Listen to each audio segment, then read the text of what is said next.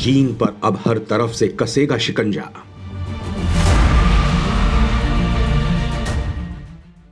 I2U2 कर देगा dragon की सिट्टी पिट्टी गुम।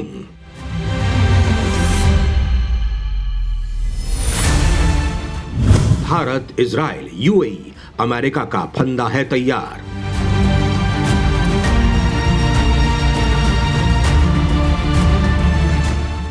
चीन पर अब होगा करारा वार।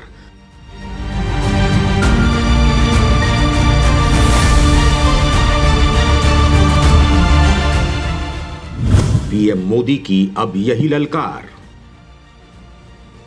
दोस्तों, अब चीन की नहीं होगी खैर। भारत से टकराना उसे भारी पड़ेगा। अगर उसने हिंदुस्तान की तरफ आंख उठाने की कोशिश भी की तो भारत उसे ऐसा सबक सिखाएगा कि उसकी 4 पुश्तें इसे याद रखेंगी। दरअसल मादरे हिंद ने चीन पर शिकंजा कसने के लिए क्वाड की तर्ज पर एक और संगठन तैयार कर लिया है। इस संगठन में अमेरिका के साथ ही एक ऐसा देश शामिल है जिसका नाम सुनकर ही दुश्मन की नींद हराम हो जाती है। खास बात यह है कि यह देश भारत का परम मित्र और रक्षा क्षेत्र में उसका सहयोगी है, जिससे चीन की हवा और टाइट हो गई है। दोस्तों, यह संगठन दुश्मन के लिए कितना खतरनाक है, आप इसका अंदाजा इसी बात से लगा सकते हैं कि इस नए संगठन से जहां एक तरफ पाकिस्तान की नींद उड़ी हुई है, वहीं चीन के भी तोते उड़ गए हैं।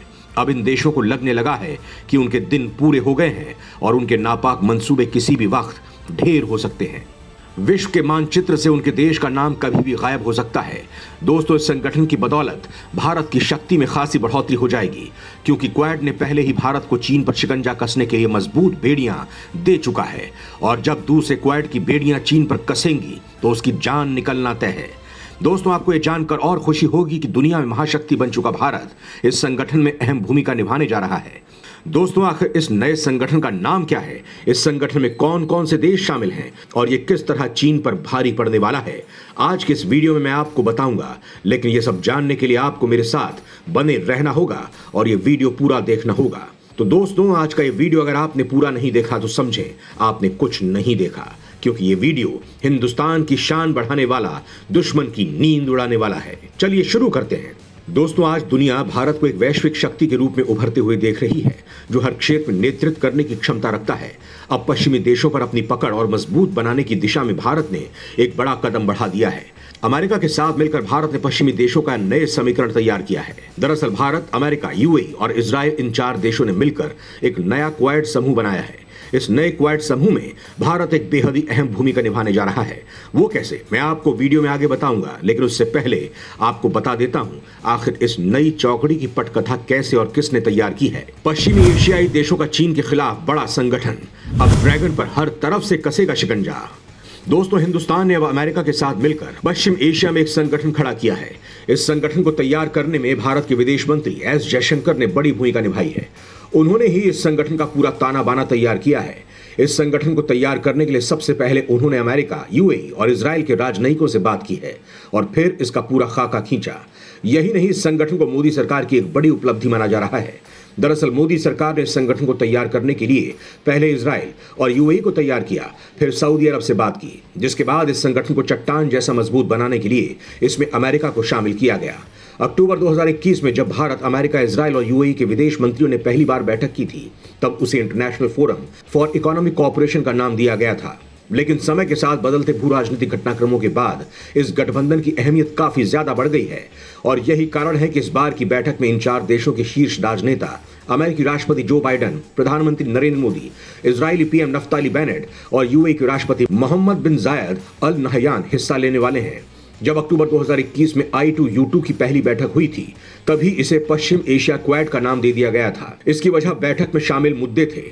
उस दौरान भारत, अमेरिका, इजराइल और यूएई ने समुद्री सुरक्षा, बुनियादी ढांचा विकास, डिजिटल इंफ्रास्ट्रक्चर और परिवहन से जुड़े अहम मुद्दों पर चर्चा की थी। बैठक के दौरान भारत में यूएई के राजदूत ने इसे पश्चिम एशिया का क्वाड करार दिया था।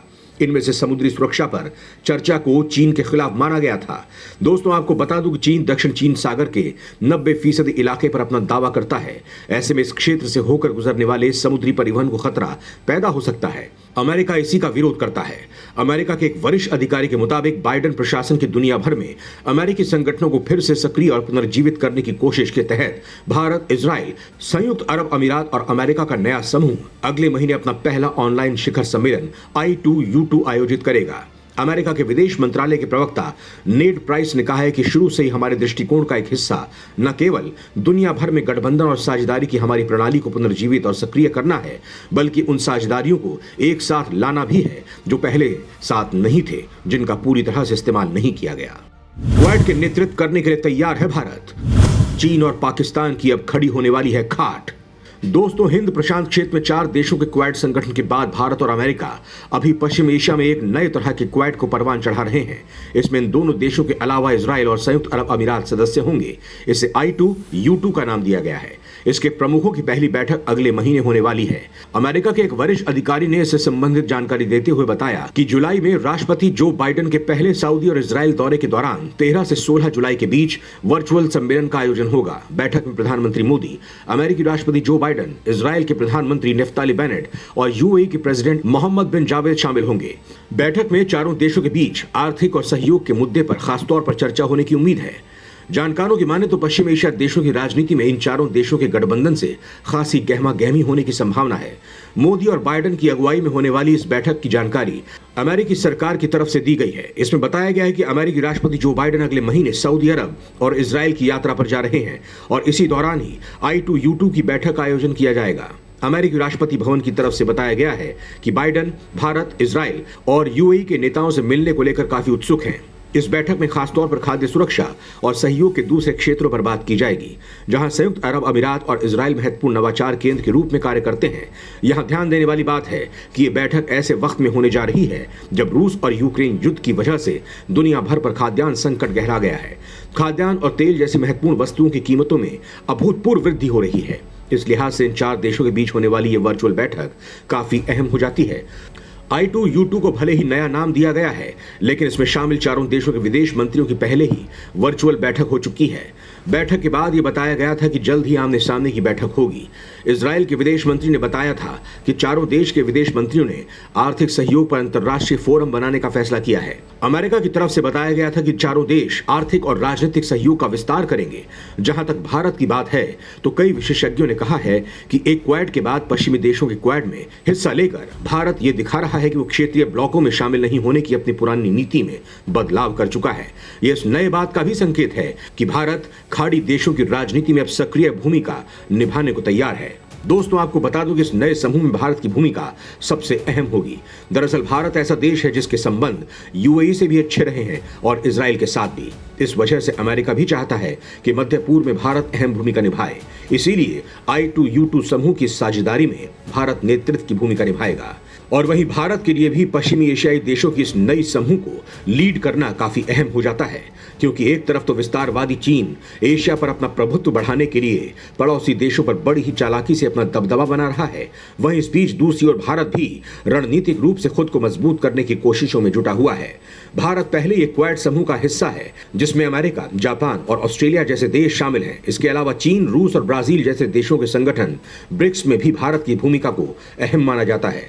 ऐसे में अब पश्चिमी देशों के साथ नई साझेदारी से भारत पश्चिमी देशों में अपनी धमक बढ़ाने की तैयारी में है। दोस्तों, कहने में गुरेज नहीं है कि भारत अब दुनिया की महाशक्ति बन चुका है। इस बात को सभी देश अब मान भी चुके हैं। लिहाजा आने वाले समय में वो हिंदुस्तान को बड़ी भूमिका के रूप में देखना चाहते हैं, जिससे कि एशिया में चीन की बढ़ती दादागिरी को रोका जा सके। जय हिंद, जय भारत।